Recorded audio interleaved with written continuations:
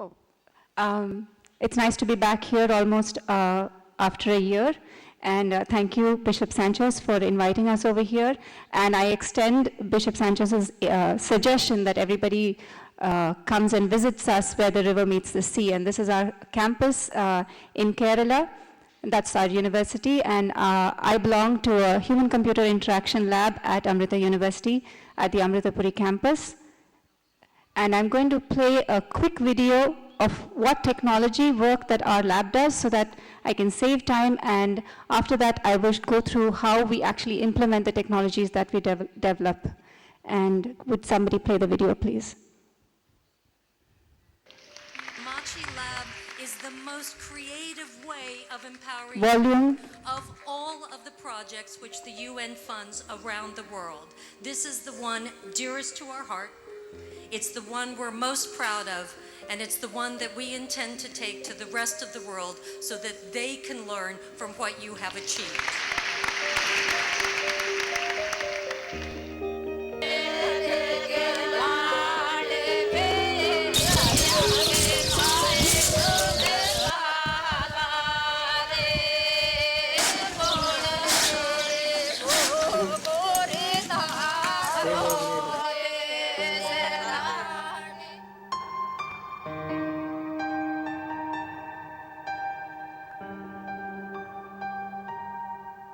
The one critical way to survive in a changing environment is to make sure that you have the skills to survive in a changing environment. So we need to continuously either update our skill or acquire new skills to survive in this kind of an environment. Our research and development lab is called Amachi Labs, Amrita Multimodal Applications and Computer-Human Interaction Labs. We are a multidisciplinary group of about 85 people. We have engineers of every shade and color. We have artists, we have artisans, we have videographers, we have psychologists, we have anthropologists, all working together with one focus is skill development.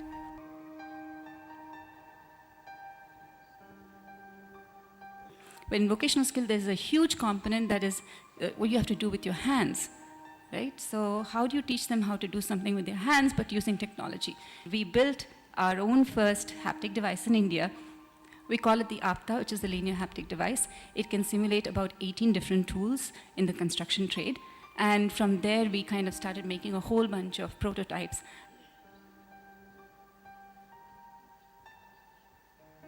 MOVE is a solar-powered classroom designed to carry vocational education to the doorstep of tribals in remote settlements. What was amazing was that we were able to take the training to 500 tribals in 7 villages in a span of a month. My Sangam is an online community of learning and practice. It connects individuals to the world of skills, mentors, and potential employers.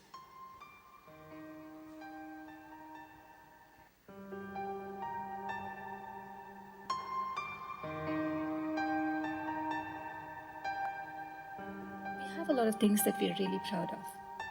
We have trained India's first women plumbers. We have built the first haptic simulator in the country.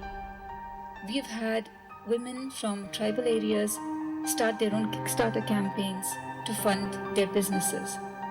But at the end of the day, what is the most important thing is that we learn as much as we teach.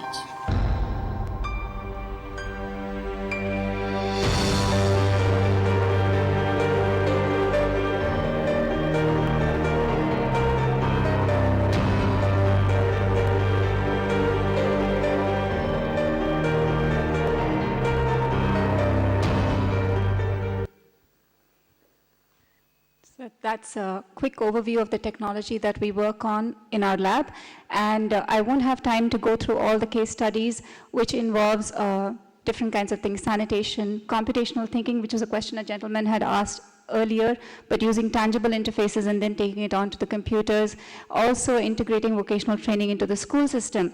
I'll focus just on sanitation, and how I can actually fit what I do into the context of this gathering here is Amma tells us that the first teacher is the mother.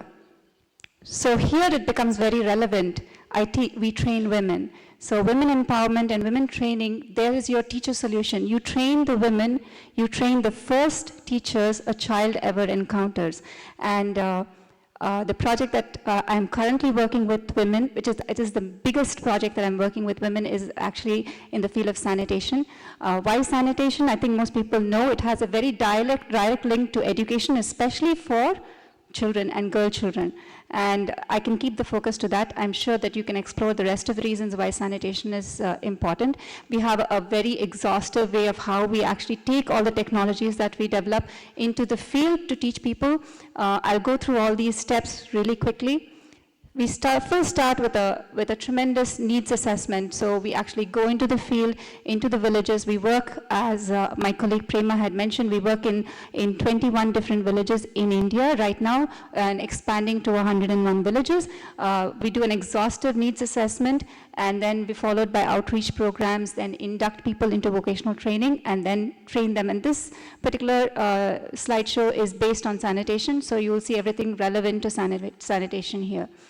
The reason why we started sanitation is something actually we gained from the women themselves. So we have the women do something which we call the ideal village exercise. So they define what their concept of an ideal village is. And so while exploring that with them, we realized that they have problems with health. And when you analyze health, you come back to sanitation, the lack of toilet facilities. So you start from there and we say, okay, let's help them have toilets. And so we conduct this massive outreach program. We call everybody in the village, we talk to them about sanitation, talk to them about the need for toilets and why it's so critical to have toilet facilities. Now in India, you say why toilets? I mean, you could just build them a toilet, right? But in India, government has tried to build toilets for a lot of villages. They have a lot of incentives. I'm sure you've heard of Modi's Swachh Bharat campaign. They've put a lot of money into it, but it's not that easy to change the mindset of Indians, because in India, to go to the toilet in a small enclosed place is just considered dirty. And even to change that mindset requires a lot of effort. My clicker won't work.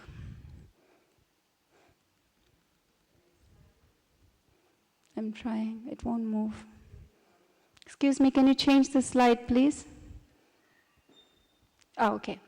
Yeah, so we then show them a lot of information on how sanitation is really important, and with that we get people to sign up to actually build toilets in their houses. And this is a photograph of the women who are agreeing to sign up. It's not always like that. Sometimes we start with just like 2 women and then it builds up to 10 to 15 women. Sometimes it starts with 25 women and comes down to 4 women. Each village, things are different. There's things like harvest seasons. There's things like basic needs that they cannot meet, sickness in children. There's just too many factors that happen in a village to have consistency from one village to another, how we carry out our projects. But for the most part, it's actually been going on really well. And from there we start training. We start training the women to build their own toilets. Why? Because if you build them toilets, they will either use it as storage areas or they will just lock it up and they will just keep it as a decoration piece. They will not actually use it. If they do use it and if it breaks down, then they will not know how to fix it. And that's why we have them invest in building their own toilets. Now, most of the women that we work with are agricultural laborers. So when it's not harvest time or it's not sowing season, they actually go into the local towns and villages and they do informal work, informal labor work, like carrying bricks and sand. So if I teach them something like masonry or plastering, instead of getting 150 rupees per day, they can now make about 600 rupees per day, especially with plastering. So their income generation capacity increases more than double.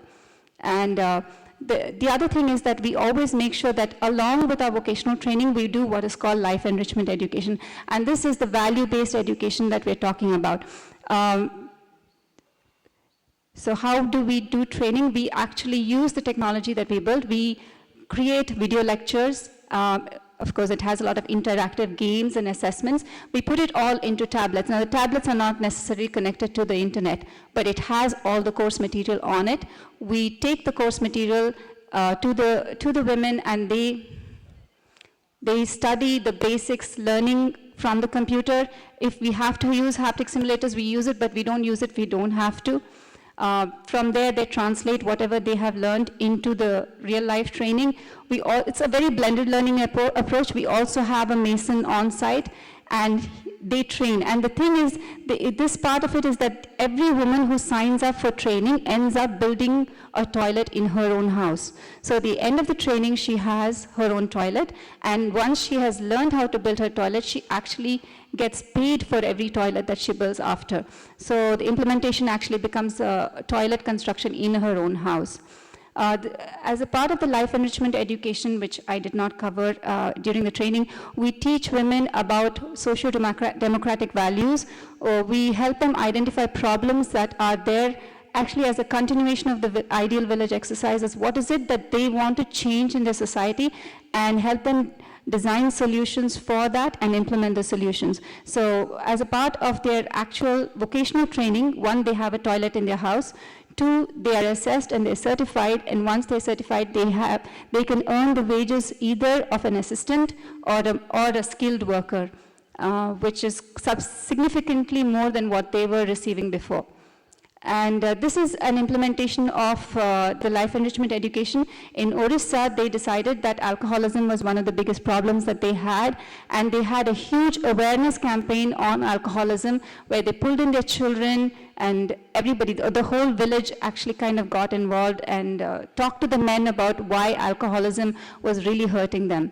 Another group in Haryana, I think this was maybe in Himachal Pradesh or Haryana, they decided that the outside of the house, their community was so dirty, and so they decided to actually clean up their entire community. And actually this cleanup drive has happened in at least 5 to 6 different villages where they've actually cleaned up their entire village. And that coupled with the children's education, where they actually have a clean Sunday, every Sunday they clean their school, it's really changed the culture in some of these villages. The thing is, what follows education and what follows the training is that they also learn maintenance. They learn how to maintain toilets. They learn how to maintain the pits, the sewage pits, and they also learn things like inventory management. How do you cost? How do you sell? And they also learn everything that is being done in the field is updated into one portal. This is the same portal we also use to deliver the education. It's kind of like the MOOCs for vocational training that we have built. And just the past month, we won the Facebook Award on innovation for the portal in the category of women empowerment. Is the internet.org awards that we won, the Indian Facebook Award. And from the maintenance part, it goes into community development. We identify a natural leader from the group of women that we have trained, and we kind of train them to become facilitators so they can continue the training in that village and continue the toilet building process, making sure that people are getting building toilets, getting paid, and making sure the whole process is sustainable. And this is one of the facilitators from Gujarat. I'll tell you her story a little further down. Yeah, and then the women that learn together, they form a self-help group. They get themselves registered, and now they can actually start becoming a business unit, so they can actually get government loans and government funding to start their own businesses. And this is a side effect of actually what training was. Most of these villages, they don't even have, they don't have bricks. They don't have rings for the pits. And so one group started making the cement bricks, hollow bricks themselves. And they made a business out of it, because not just for the toilets, they started making and selling the bricks even within the village and to the neighboring villages. So this is one of an unexpected success story that came out of the field, and now they make it at home. So the women get together and they make the bricks and they sell the bricks. And this has basically escalated to become a community thing where women do come now. The group of women that have been trained in toilet and sanitation practices, they go around, they teach the children healthy practices. They've built what they call the stippy taps next to each bathroom, so they can actually wash their hands right after they use it. It's very simple, you use very little water, and you can keep yourself clean. And this is all built by the women themselves, and they of course train their children to use it. The story of one lady from Gujarat that I will go through in detail. Her name is Sakri Ben. And she came for one of our outreach programs, and she got herself enrolled in the toilet building process. She went through it, she dug the pits. She was the first lady to get up on the roof. Now, that's a hard part. They'll do everything. They'll do the plastering. They'll do everything. But when you ask them to climb on top, it's a little difficult. And once one lady climbs up, then the rest of them don't have a problem. And so she is the first one in Gujarat who climbed up. And so, of course, then the rest of the people did. But when we came back, so we work in patches because they have harvest seasons and you can't work with them all the time. So when we went back to the village, we found that she had built herself an entire kitchen with the help of 2 other ladies. And this was entirely on her own. And since she has such initiative, we talked to her about continuing her studies. She had dropped out because she got married and she had 2 kids. And she was so excited at the fact that there was actually something like a government institution that would teach free vocational training, that she actually left the village she went to the local ITI, which is the Industrial Training Institute, and enrolled herself in a full-on mason's course so that she could be a qualified mason. And yeah, that's the story of Sakripen.